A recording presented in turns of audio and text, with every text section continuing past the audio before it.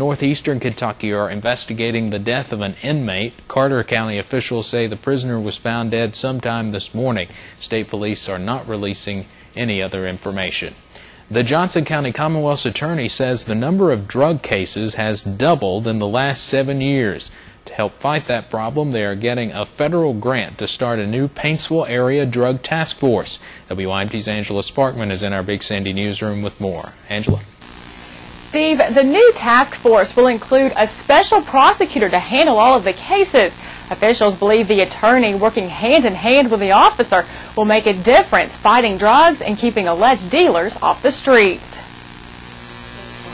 Johnson, Lawrence, and Martin County Commonwealth's attorney Anna Melvin says she's handling at least 500 drug cases this year, double the amount she had 7 years ago.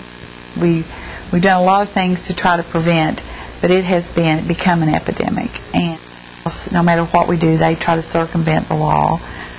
She says the increase is mostly prescription pills and meth. To increase the fight against them, she and Paintsville Mayor Bob Porter applied for a federal rural law enforcement grant to start a new drug task force.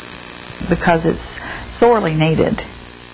The $220,000 grant will pay for equipment, an officer to focus on illegal prescription pills and meth, and a special attorney who will prosecute all the cases. The more people we have educated and focused to work on the problem, the better off we will be. Melvin says the prosecutor working with the officer will be key. This way, they can combat drug dealers from the beginning of the investigation all the way through the court system and make sure none are back on the streets quickly.